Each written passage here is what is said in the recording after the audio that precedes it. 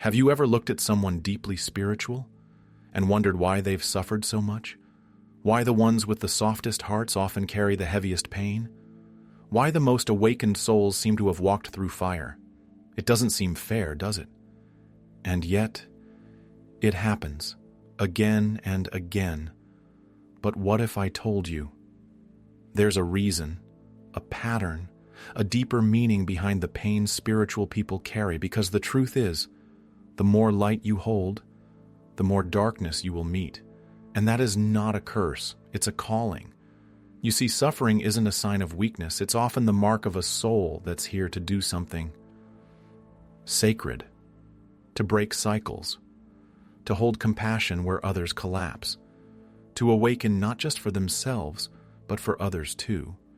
An awakening, real awakening, isn't all bliss and incense and peace. It's raw, it's gritty, it burns, because when your soul starts remembering who it is, everything that isn't you begins to fall away. And that process? It hurts. It's not the light that's painful. It's the resistance to it. It's the stories, the trauma, the conditioning, being torn from your nervous system, your identity, your bones.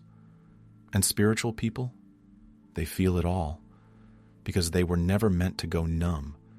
If you've ever felt like your pain runs deeper than most, if you've ever wondered why you're the one who absorbs energy, who senses everything, who breaks down when no one else even flinches, you're not broken. You're just awake. In the next part, we'll go deeper into why this sensitivity exists and what your suffering is really preparing you for. Because you're not just feeling the world, you're being initiated by it. Let's go deeper. So why do spiritual people suffer more? Because they feel more. Not just their own emotions, but the collective ones too. They walk into a room and instantly know who's angry, who's grieving, who's silently breaking inside. Not because anyone said a word, but because their nervous system is tuned like an ancient instrument, one that can hear the silence between the notes. Spiritual people are the empaths, the intuitives, the old souls. They carry a kind of inner radar, one that picks up on pain, even when it's hidden. And this gift, this deep energetic sensitivity, is not random. It's a soul contract, because you cannot heal what you do not feel. You cannot alchemize what you won't acknowledge, and you cannot awaken unless you're willing to face the shadow, both within and around you. Think about it. When the world goes numb, spiritual people stay open. When others run from the dark, they walk through it. When the collective buries emotion, they bring it to the surface. That's not easy. That's sacred. This sensitivity you carry, the one you've been told is too much, the one you've tried to shut down just to survive, that is your compass. It's how your soul navigates. But here's the thing, they never tell you. Sensitivity without tools becomes suffering. Sensitivity with awareness becomes power. Because once you understand why you feel so deeply, you can begin to hold it differently, not as a burden, but as a sacred capacity. The universe doesn't give this level of depth to those who aren't meant to use it. You were designed to sense what others ignore, to see what's hidden, to touch the wound and turn it into wisdom. And yes, it hurts, but only because you're here to transmute that pain, to digest it for the collective, to walk through it and return with light. In the next part, we'll explore that exact process, how suffering becomes service, and why the darkest parts of your journey may be the very proof that you're exactly where you're meant to be. Let's go deeper. So what if your pain was never just for you? What if your suffering was a doorway, a sacred initiation, not into weakness, but into service?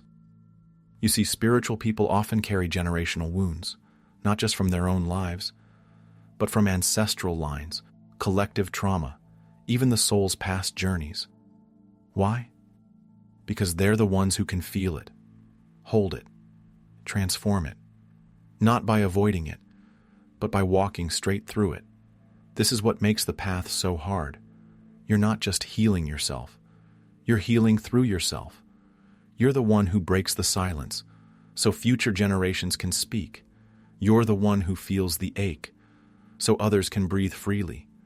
You're the one who walks through the fire, so the fire stops burning everything it touches. That's not martyrdom. That's spiritual alchemy. And here's the thing. The more darkness you've endured, the more light you can hold. The soul expands through contrast, through depth. It's easy to love when everything is easy. But when you've loved through betrayal, when you've stayed soft through grief, when you've kept your heart open in a world that wanted it closed, that is mastery. So if you're feeling heavy, not because you're weak, but because you're carrying more than just your own weight, please know this. Your pain is not pointless. It's not punishment. It's preparation. Every heartbreak, every breakdown, every night you thought would never end, it's been refining you, making you clearer, wider, stronger in the ways that actually matter. Because one day, someone will come to you, confused, hurting, afraid, and you'll recognize their pain, not because you read about it, but because you lived it.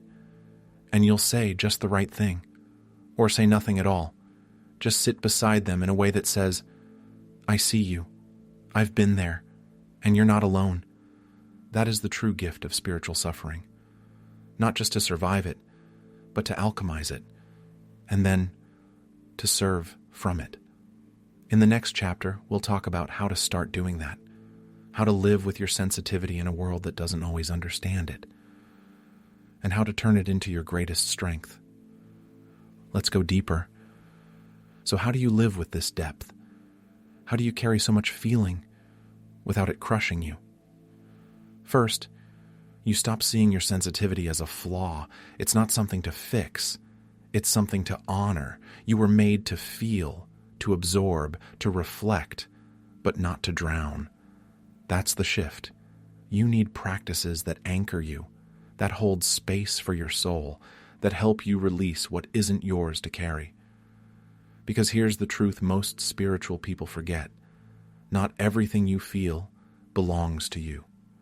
This is why grounding is everything, not as some trendy word, but as a sacred discipline. You can't pour light into the world if your roots aren't strong, so return to the body, walk barefoot, breathe deep into your belly, place your hand on your heart, and listen. This is how you stay human while being divine. And then, protect your energy, not by closing your heart, but by becoming intentional with your yes. You're not here to save everyone. You're here to be so anchored in truth that your very presence reminds others of theirs. It's not your job to absorb every wound. It's your gift to transmute what is yours and let the rest pass through. And finally, create. Channel your pain into poetry, into prayer, into presence. Let your heartbreak become your art. Because spiritual people suffer deeply, but they also love deeply. And when that love is expressed, it becomes medicine. Your voice, your story, your healing journey, they matter more than you know. In the final part, we'll return to where it all began. We'll talk about why your soul chose this path, and what it really means to carry light in a world still waking up. This is your remembering, your rising, your return. Let's finish together. So now you understand. You suffer not because you're weak, but because you're awake. Because your soul said yes to a deeper path, one that would break you open just enough to let the light come through. Your tears were not wasted. Your nights on the floor were not forgotten. Every time you thought, I can't keep going, but did anyway. That was your soul remembering who it is.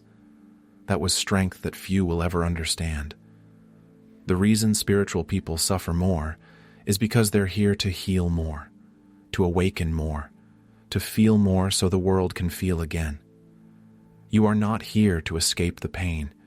You are here to walk through it with eyes open and heart intact, to become the bridge between shadow and light, between the unseen and the deeply felt. So if your path has been heavy, if you've questioned your purpose, if you've wondered why it hurts so much to be you, please hear this. You are not alone, and you are not broken.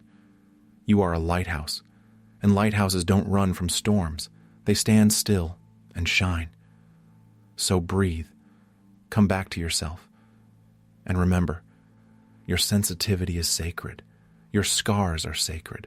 Your journey is sacred. You didn't come here to be perfect. You came to be real, to be radiant, to become. And if this message found something in you, if it stirred a memory you didn't know you carried, don't keep it to yourself. Share it with someone whose soul has suffered silently, with someone who needs to hear, "You're not crazy, you're awakening." This is how we remember, together. This is how we heal, together. And this is how we change the world, one open heart at a time. Thank you for feeling this with me. Thank you for holding your light. Until next time, keep shining.